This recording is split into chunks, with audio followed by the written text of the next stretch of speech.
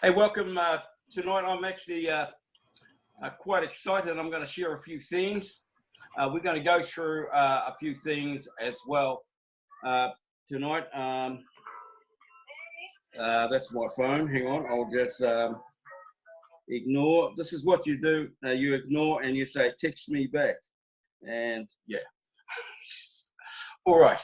Okay. All right, people. I'm sure there's going to be many that are going to be coming on tonight. Where do I want to start? The first thing that I want to open up with everybody is that over the next coming days, certainly within the next coming week, and I'm not done yet because I'm going to another meeting after this, and there's a lot of other recent updates that I need to sort of bring it into our group. So what is important here is to ensure that all our members, all our group leaders, LCFHC Australasia is kia ora, Paul, is our major group page. And what I'm wanting to ask of all our leaders to ensure that you visit that daily, because a lot of information is now going to be coming through via China, Korea, directly through. And because our network groups are so large, globally, we are in excess of a couple of million.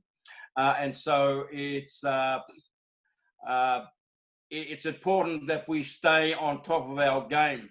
Now, in the past, we have had where only the primary leaders have been attempting these Zoomcasts.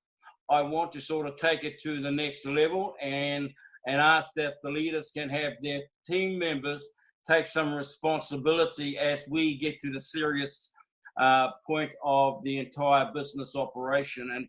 And this by no means, people, is a small operation.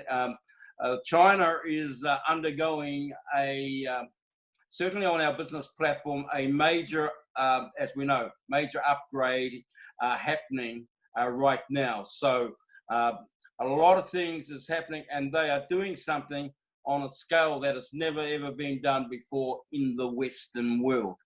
And I've shared on many occasions that whatever China does, a lot of what China does is they play their cards in terms of what they get involved in very close to their chest. They don't divulge too much, especially on the other side of the Great China Wall, if I could put it in that light.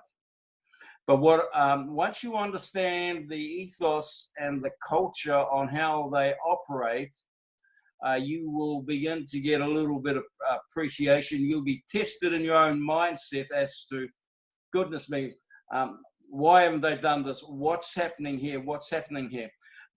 All will come to fruition is what I'm going to share with you. Some of the principal things to take note of, and just hold this in the back of your thinking. There's a lot of things that I'm sharing in our main page, which is all around what's happening in China right now. And if you haven't been following it, the major Chinese exchange has pretty much dismantled, if you like, a lot of the cryptocurrency platforms in China. And I can reveal the thinking and reasoning behind that with you all. And you'll find this inside our group page if you take the time to just scroll down and read some of the posts. But the latest is that a lot of what's been going on is that a lot of the trading platforms, or a lot of the cryptocurrency platforms that have been operating there, they are not asset-based or collateral-based primarily. So That is the biggest factor. So they are doing a total clean out in regulating the entire cryptocurrency market. But what you've got to try and keep into perspective, they do that not just because they want to, they do that because there are a lot of operators on the platforms who, in their opinion, are not registered licensees of these particular trading cryptocurrency platforms. So try and understand that side of it, but they also do it, and know this, they do it in readiness to best position and prepare themselves to become a major digital cryptocurrency platform operators internationally, globally.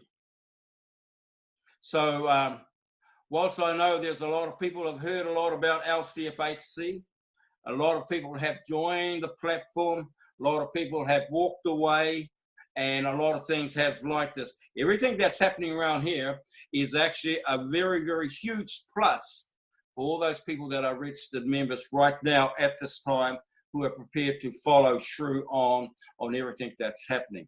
So I just want to reinforce some of those things, and I know that a lot of the primary group leaders do follow the posts, because I get to see everything that's going on and things like that. So a lot of this, they kind of are informed, but a lot of our members aren't. A lot of our members aren't, and they can get lost in this final part, because we're talking about 3 moving parts all operating at the same time. How do you register this? How do you follow this process, and things like this? And so it's all about being in that right space to follow it. And our objective here is, as a group, is that when we go to move and update things, that as a collective group throughout our group here, we can execute it, and execute it well, and in a format that's easy to understand and easy to follow. And that's our primary objective. And many of you would have noticed and this is an extension to what I shared on Sunday, is many of you would have been aware of, I put a post in retrospect to cautioning our entire group first in regards to, until we get some satisfactory answers, and I can share with you, I get those answers at the completion of this Zoomcast tonight, how to best register our people where our people's personal information and registrations are not compromised. Let me share that again.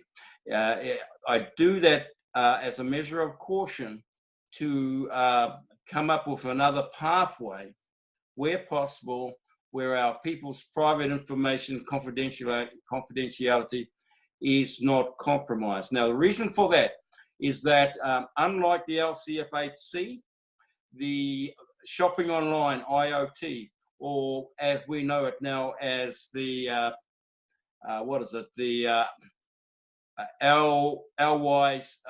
LCYXF platform, which is the IoT Shopping Online portal, is not structured in the same way as the LCFSW or the LCFHC. And if you haven't been following me, the process is by a means of downloading a mobile application package, which is a Chinese mobile application package, into your current Android or mobile device. And where this gets tricky is that our devices are compatible to our major servers, which is Google and Apple. Hey, kia ora, Cyril. Kia ora, bro. The recording is on. I've got Marcus too, bro. No, it opened up a little bit, so you'll be able to pick it up after where we are. We've only just started. And so what I'm sharing, people, is that's the challenge, is that to download a mobile app, which is a Chinese mobile app package, and to get it to be compatible and communicate on our major servers, which is primarily Google and Apple. It's, for a better word from a top IT, it's too encompassing, too clunky, and it doesn't best serve you. Also, because it comes up as being of unknown source and untrustworthy. And so, having tried this many weeks ago, because you only have a window of time of period to do such registrations, it becomes quite challenging. And I sat there one night there when it went through 40 different applications, and I says, mate, this is hard. There's got to be a better way than this. And so, and that's the information I brought to our group.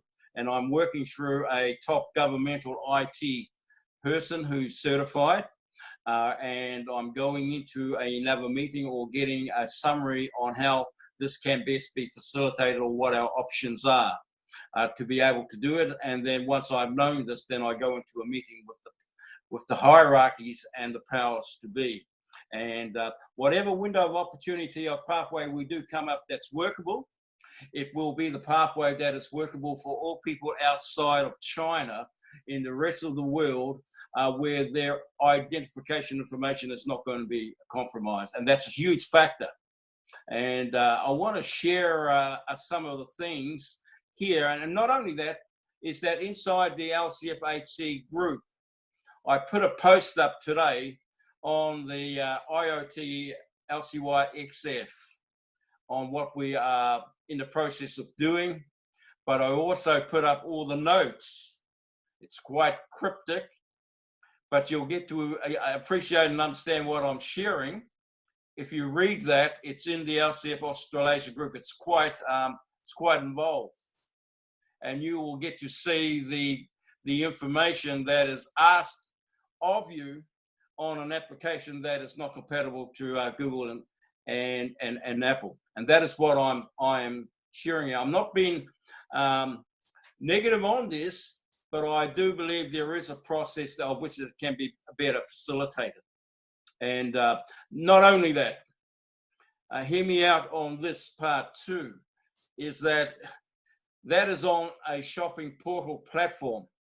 But if you are a person who has attained first star status on the LCFHC, you get paid a cash out, and then you get another percentage of that 26,000 cash out. You get the opportunity to spend an estimate $8,000 on shopping online. So my question here is, if you're shopping online on an LCFHC platform, then if they are using the LCYXF platform with a mobile application, then how is it going to work on an LCFHC, and where you're going to spend it if you're not going to have that situation of being compatible with your major servers of Google and Apple alike.